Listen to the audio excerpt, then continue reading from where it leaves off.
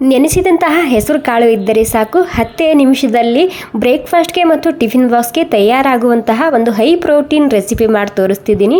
ಅದಕ್ಕಾಗಿ ನಾನಿಲ್ಲಿ ಮೊದಲಿಗೆ ಒಂದು 4 ಗಂಟೆ ನೆನೆಸಿದಂತಹ ಹೆಸರು ಕಾಳು ತೊಗೊಂಡಿದ್ದೀನಿ. 1 ಕಪ್ ಆಗುವಷ್ಟು ಇದೆ ಇದು. ನೀವು ಮುಂಜಾನೆ ಬ್ರೇಕ್ಫಾಸ್ಟಿಗೆ ಮಾಡ್ಬೇಕು ಅಂದ್ಕೊಂಡ್ರೆ ರಾತ್ರಿ ನೆನೆ ಹಾಕಿಟ್ರಿ ನಡೆಯುತ್ತೆ. ಇವಾಗೆಲ್ಲನೂ ಸೇರಿಸಿ ನಾನು ಮಿಕ್ಸಿಯಲ್ಲಿ ಹಾಕೊಂಡಾಗಿದೆ. ಅದ್ರ ಜೊತೆಗೆ ನಾನಿಲ್ಲಿ ಕರಿಬೇವು ಸೊಪ್ಪು ಹಾಕೊತಿದ್ದೀನಿ. ಕರಿಬೇವು ಸೊಪ್ಪಿನ ಕ್ವಾಂಟಿಟಿ ಸ್ವಲ್ಪ ಜಾಸ್ತಿನೇ ಇರಲಿ, ಅಥವಾ ನಿಮಗೆ ಎಷ್ಟು ಬೇಕಷ್ಟು ನೀವು ಇದರಲ್ಲಿ ಕರಿಬೇವು ಸೊಪ್ಪನ್ನ ಹಾಕೋಬೋದು. ಅದ್ರ ಜೊತೆಗೆ ನಾನಿಲ್ಲಿ ಸ್ವಲ್ಪ ಹಸಿ ಶುಂಠಿ ಸೇರಿಸ್ತಿದ್ದೀನಿ, ತುರ್ಕೊಂಡು ಕೂಡ ಹಾಕೋಬೋದು. ಅರ್ಧ ಕಪ್ ಆಗುವಷ್ಟು ಕೊತ್ತಂಬರಿ ಸೊಪ್ಪು ಮತ್ತು ಖಾರಕ್ಕೆ ಎಷ್ಟು ಬೇಕಷ್ಟು ಹಸಿ ಮೆಣಸಿನ್ಕಾಯಿ ಸೇರಿಸ್ತಿದ್ದೀನಿ. ಅದ್ರ ಜೊತೆಗೆ 1 ಕಡ್ಡಿ ಆಗುವಷ್ಟು ಬೆಳ್ಳುಳ್ಳಿ ಹಾಕೊತಿದ್ದೀನಿ. ಇವಾಗ ಎಲ್ಲನೂ ಸೇರಿಸಿ ಸ್ವಲ್ಪ ನೀರು ಹಾಕ್ಕೊಂಡಿದ್ದನ್ನು ಸ್ಮೂತಾಗಿ ಪೇಸ್ಟ್ ಮಾಡ್ಕೋಬೇಕಾಗುತ್ತೆ. ಸ್ವಲ್ಪ ಕೂಡ ತರಿತರಿಯಾಗಿರಬಾರ್ದು, ಮತ್ತು ರುಬ್ಬೋಕೆ ಜಾಸ್ತಿ ನೀರು ಸೇರಿಸಬಾರ್ದು. ನೋಡ್ಕೊಂಡು ನೀರನ್ನ ಹಾಕ್ಕೊಳ್ಳಿ. ಗಟ್ಟಿಯಾಗಿ ನಾವು ಹಿಟ್ಟು ರುಬ್ಕೊತೇವಲ್ಲ ಅದೇ ರೀತಿಯಾಗಿ ರುಬ್ಕೋಬೇಕಾಗುತ್ತೆ. ನೋಡಿ ಎಷ್ಟು ಮಸ್ತಾಗಿ ಕಲರ್ ಬಂದಿದೆ ಅಲ್ವಾ. ನಮ್ಮ ಹೆಸರು ಕಾಳಿನ ಪೇಸ್ಟ್ ತಯಾರಾಗಿದೆ. ಇವಾಗ ತಯಾರಾದಮೇಲೆ ನಾನಿಲ್ಲಿ ಪರತ್ ತೊಗೊಂಡಿದ್ದೀನಿ. ಇದರಲ್ಲಿ ಗೋಧಿ ಹಿಟ್ಟು ಹಾಕ್ಕೊತಿದ್ದೀನಿ. ಸುಮಾರು ಒಂದು 2 ಗ್ಲಾಸ್ ಆಗುವಷ್ಟು ಸೋಸ್ಕೊಂಡೇ ಹಾಕ್ಕೊಳ್ಳಿ. ಮತ್ತು ಮೈದಾ ಹಾಕಬೇಕಂತೇನಿಲ್ಲ, ಜಸ್ಟ್ ಗೋಧಿ ಹಿಟ್ಟು ಮಾತ್ರ ಹಾಕ್ಕೊಳ್ಳಿ. ಜೀರಿಗೆ, ಅರಿಶಿನ ಮತ್ತು ಹೋಮ್ ಮೇಡ್ ಪ್ಯೂವರ್ ಆಗಿರುವಂತಹ ಮಸಾಲೆ ಖಾರ ಹಾಕ್ಕೊತಿದ್ದೀನಿ. ಮಸಾಲೆ ಖಾರ ಬೇಕಿದ್ರೆ ಆರ್ಡರ್ ಮಾಡಿ, ಇಲ್ಲ ಅಂದರೆ ರೆಡ್ ಖಾರದ ಪುಡಿ ಕೂಡ ಹಾಕೋಬೋದು. ಮತ್ತು ರುಚಿಗೆ ತಕ್ಕಷ್ಟು ಉಪ್ಪನ್ನ ಸೇರಿಸ್ತಿದ್ದೀನಿ. ಇವಾಗೇನಿಲ್ಲ, ನಾವು ರುಬ್ಬಿದಂತಹ ಈ ಹೆಸರು ಕಾಳಿನ ಪೇಸ್ಟ್ ಹಾಕ್ಕೊಂಡು ಹಿಟ್ಟನ್ನ ನಾದ್ಕೋಬೇಕಾಗುತ್ತೆ. ಎಲ್ಲನೂ ಒಮ್ಮೆನೇ ಹಾಕೋಬಾರ್ದು, ಸ್ವಲ್ಪನೇ ಹಾಕ್ಕೊಂತ ನಾರ್ಮಲಾಗಿ ಚಪಾತಿ ಹಿಟ್ಟು ಯಾವ ರೀತಿ ನಾದ್ಕೊತೇವಲ್ಲ ಅದೇ ರೀತಿಯಾಗಿ ಈ ಹಿಟ್ಟು ಕೂಡ ನಾದ್ಕೋಬೇಕು. ಮತ್ತು ಒಂದು ಸ್ವಲ್ಪನೇ ಬಿಳಿ ಎಳ್ಳು ಕೂಡ ನಾನಿಲ್ಲಿ ಸೇರಿಸ್ತಿದ್ದೀನಿ. ಇದು ಕೂಡ ಎಳ್ಳು ಕೂಡ ಮಿಸ್ ಮಾಡದೆ ಹಾಕ್ಕೊಳ್ಳಿ, ಟೇಸ್ಟ್ ಮಾತ್ರ ತುಂಬಾ ಸರಿಯಾಗಿ ಬರುತ್ತೆ. ಇವಾಗ ಏನಿಲ್ಲ, ನಾರ್ಮಲಾಗಿ ಗೋಧಿ ಹಿಟ್ಟು ಯಾವ ರೀತಿ ನಾದ್ಕೊತೇವಲ್ಲ ಚಪಾತಿ ಮಾಡೋದಕ್ಕೆ ಅದೇ ರೀತಿಯಾಗಿ ಇದು ಕೂಡ ನಾದ್ಕೋಬೇಕು ಅಷ್ಟೇ. ಈ ಪೇಸ್ಟ್ ಮಾತ್ರ ಸ್ವಲ್ಪನೇ ಹಾಕ್ಕೊಂತ ಹಿಟ್ಟನ್ನ ನಾದ್ಕೋಬೇಕು. ಇವಾಗ ನೋಡಿ ಎಲ್ಲ ಪೇಸ್ಟ್ ಹಾಕ್ಕೊಂಡಿನಿ ನಾನಿಲ್ಲಿ. ಮತ್ತು ನಿಮಗೆ ಖಾರ ಜಾಸ್ತಿ ಇಷ್ಟ ಇದ್ದರೆ ನೀವೇನು ಮಾಡಿ, ಮೆಣಸಿನ್ಕಾಯಿ ಕ್ವಾಂಟಿಟಿ ಜಾಸ್ತಿಯಾಗಿ ಹಾಕೋಬೋದು.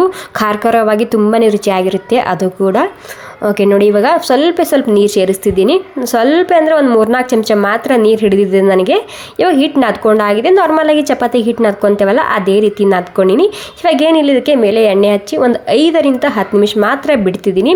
ಅಥವಾ ನೀವೇನು ಮಾಡಿ, ನಿಮಗೆ ಮುಂಜಾನೆ ಗಡಿಬಿಡಿಯಲ್ಲಿದ್ದರೆ ರಾತ್ರಿನೇ ಈ ರೀತಿ ಹಿಟ್ಟನ್ನ ನಾದ್ಕೊಂಡು ಫ್ರಿಜ್ನಲ್ಲಿ ಎತ್ತಿಟ್ಕೊಳ್ಳಿ. ಮುಂಜಾನೆ 10 ನಿಮಿಷದಲ್ಲಿ ಈ ಪರೋಟಾನ ರೆಡಿ ಮಾಡ್ಕೋಬೋದು ಟಿಫಿನ್ ಬಾಕ್ಸ್ಗೆ ಮತ್ತು ಬ್ರೇಕ್ಫಾಸ್ಟ್ಗೆ. ಓಕೆ ನೋಡಿ, ನಾರ್ಮಲಾಗಿ ಚಪಾತಿ ಹಿಟ್ಟು ಇಟ್ಕೊತೇವಲ್ಲ ಅಷ್ಟೇ ಹಿಟ್ಟು ಇಟ್ಕೊಂಡಿನಿ. ನಾರ್ಮಲಾಗಿ ಚಪಾತಿ ಲಟ್ಟಿಸ್ಕೊತೇವಲ್ಲ ಅದೇ ರೀತಿ ಇಲ್ಲಿ ಗೋಧಿ ಹಿಟ್ಟು ಹಚ್ಕೊಂಡು ನಾನು ಮೊದಲಿಗೆ ರೌಂಡಾಗಿ ಲಟ್ಟಿಸ್ಕೊಂಡು ತೊಗೊತಿದ್ದೀನಿ ಅಷ್ಟೇ. ಮತ್ತು ನಿಮ್ಗೆ ಏನಾದರೂ ದಿನಾಲು ಚಪಾತಿ ರೊಟ್ಟಿ ತಿಂದು ಬೋರ್ ಆಗಿದ್ದರೆ ಜಸ್ಟ್ ಒಂದು ಸಲ ಈ ಪರೋಟಾನ ಮಾಡಿ ನೋಡಿ, ಖಂಡಿತ ಇದ್ರ ರುಚಿ ನೀವು ಯಾವತ್ತೂ ಮರೆಯೋದಿಲ್ಲ. ಅಷ್ಟು ಸರಿಯಾಗಿ ಬರುತ್ತೆ ಈ ಪರೋಟ, ಮತ್ತು ತುಂಬಾ ಹೆಲ್ದಿ ಕೂಡ ಅಲ್ವಾ. ಸೊ ಇವಾಗ ನೋಡಿ, ರೌಂಡಾಗಿ ಲಟ್ಟಿಸ್ಕೊಂಡಾದ್ಮೇಲೆ ನಾನು ಒಳಗಡೆ ಹಿಟ್ಟು ಮತ್ತು ಎಣ್ಣೆನ ಹಚ್ಚಿ ಈ ರೀತಿ ಮಡಿಸ್ಕೊಂಡು ತೊಗೊತಿದ್ದೀನಿ. ಇವಾಗ ಇದೇ ರೀತಿ ನಾನು ಲಟ್ಟಿಸ್ಕೊಂಡು ತೊಗೊತಿದ್ದೀನಿ. ಜಾಸ್ತಿ ತೆಳು ಕೂಡ ಇರಬಾರ್ದು, ಸ್ವಲ್ಪ ದಪ್ಪನೇ ಇರಬೇಕು ಪರೋಟ. ಓಕೆ, ಗೋಧಿ ಹಿಟ್ಟೆ ಬಳಸ್ತಿದ್ದೀನಿ ನಾನಿಲ್ಲಿ, ಮೈದಾ ಹಿಟ್ಟು ಆಗಬೇಕಂತೇನಿಲ್ಲ. ಸೊ ತುಂಬಾ ಹೆಲ್ದಿ ಆಗಿರುವಂತಹ ಹೈ ಪ್ರೋಟೀನ್ ಬ್ರೇಕ್ಫಾಸ್ಟ್ ರೆಸಿಪಿ ಅಂತಲೇ ಹೇಳ್ಬೋದು. ಸೊ ಖಂಡಿತ ಮನೆಯಲ್ಲಿ ಒಂದು ಸ್ವಲ್ಪ ಟ್ರೈ ಮಾಡಿ ನೋಡಿ. ಮತ್ತು ಇದನ್ನು ತಿನ್ನೋಕೆ ನಿಮಗೆ ಪಲ್ಯ, ಚಟ್ನಿ, ಸಾಂಬಾರು ಏನೂ ಬೇಕಾಗಿಲ್ಲ. ಬಿಸಿ ಇರುವಾಗ ತುಪ್ಪ ಹಾಕ್ಕೊಂಡು ತಿನ್ಬೋದು. ಇಲ್ಲಿ ಹಂಚು ಕೂಡ ಬಿಸಿಯಾಗಿದೆ. ಬಿಸಿ ಆದಮೇಲೆ ಸ್ವಲ್ಪ ಎಣ್ಣೆನ ಚಿಮ್ಕಿಸ್ತಿದ್ದೀನಿ. ಎಣ್ಣೆ ಚಿಮ್ಕಿಸಿ ಇವಾಗ ಈ ಪರೋಟನ ಹಾಕ್ತಿದ್ದೀನಿ. ಇಲ್ಲಿ ನೀವು ಎಣ್ಣೆನಾದರೂ ಹಚ್ಬೋದು, ತುಪ್ಪನಾದರೂ ಹಚ್ಬೋದು, ಅಥವಾ ಬೆಣ್ಣೆನಾದರೂ ಹಚ್ಬೋದು.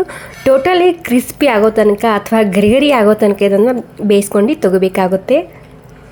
ತುಂಬಾ ರುಚಿಯಾಗಿ ಬರುತ್ತೆ. ಸೊ ಖಂಡಿತ ನೀವು ಒಂದು ಸಲ ಟ್ರೈ ಮಾಡಿ ನೋಡಲೇಬೇಕು. ಸೊ ನೋಡಿ, ಬೇಯಿಸುವಾಗೆ ನಿಮ್ಗೆ ಗೊತ್ತಾಗುತ್ತೆ, ಅಷ್ಟು ಘಮ್ ಅಂತಿರುತ್ತೆ. ಅಂದರೆ ಯಾವಾಗ ತಿನ್ನಬೇಕಂತ ಅನಿಸುತ್ತೆ, ಅಷ್ಟು ಸರಿಯಾಗಿ ಬರುತ್ತೆ ಈ ಹೆಲ್ದಿ ಪರೋಟ ರೆಸಿಪಿ. ಸೊ ನೋಡಿ, ನಾನಿಲ್ಲಿ ಮೀಡಿಯಮ್ ಗ್ಯಾಸ್ನಲ್ಲಿ ಎಣ್ಣೆ ಹಚ್ಚಿ ಇದನ್ನು ಕೆಂಪಾಗೋ ತನಕ ಬೇಯಿಸ್ಕೊಂಡು ತೊಗೊತಿದ್ದೀನಿ.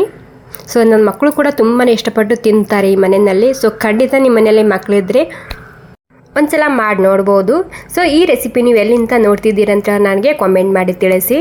ಇಲ್ಲಿ ಮಹಾರಾಷ್ಟ್ರದಲ್ಲಿ ಮಾಡುವಂತಹ ತುಂಬಾ ಫೇಮಸ್ ರೆಸಿಪಿ ಅಂತ ಹೇಳ್ಬೋದು ಇದು.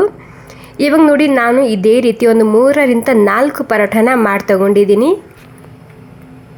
ಮತ್ತು ನಿಮಗೆ ವಿಡಿಯೋದಲ್ಲಿ ಯಾವ ರೀತಿ ಕಾಣಿಸ್ತಿದೆ ಅಂತ ನನಗೆ ಗೊತ್ತಾಗ್ತಿಲ್ಲ, ಬಟ್ ತುಂಬಾ ಸರಿಯಾಗಿ ಕಾಣ್ತಿದೆ ಇಲ್ಲಿ ಹೊರಗಡೆ ಕಲರ್ ಇದಕ್ಕೆ. ಸೊ ನೋಡಿದ್ರೇ ಹಾಗೇ ತಿನ್ಬೇಕು ಅನಿಸ್ತಿರುತ್ತೆ, ಅಷ್ಟು ಸರಿಯಾಗಿ ಬರುತ್ತೆ ಈ ಪರೋಟ. ಬಿಸಿ ಬಿಸಿ ಇದ್ದಾಗ ತಿನ್ಬೇಕನ್ಸಿದ್ರೆ ಈ ರೀತಿ ಮೇಲೆ ಒಂದು ಸ್ವಲ್ಪ ತುಪ್ಪ ಹಾಕೊಂಡು ತಿನ್ಬೋದು. ಅಥವಾ ಪರೋಟ ತಣ್ಣಗಾಗಿದೆ ಅಂದರೆ ನೀವೇನು ಮಾಡಿ ಮೊಸರು ಉಪ್ಪಿನಕಾಯಿ ಇದ್ದರೆ ಅದ್ರ ಜೊತೆ ಕೂಡ ಇದನ್ನು ತಿನ್ಬೋದು. ಸೊ ನಾನಂತೂ ಇದನ್ನು ಯಾವಾಗಲೂ ತುಪ್ಪ ಹಾಕ್ಕೊಂಡೇ ತಿಂತೀನಿ, ತುಂಬಾ ರುಚಿಯಾಗಿರುತ್ತೆ ತುಪ್ಪದ ಜೊತೆ. Okay, thank you so much. ಈ ರೆಸಿಪಿ ಸ್ವಲ್ಪನಾದರೂ ಇಷ್ಟ ಆಗಿದ್ರೆ ಒಂದು ಲೈಕ್ ಮಾಡೋದು ಮಾತ್ರ ಮರಿಬಾರ್ದು. Thank you.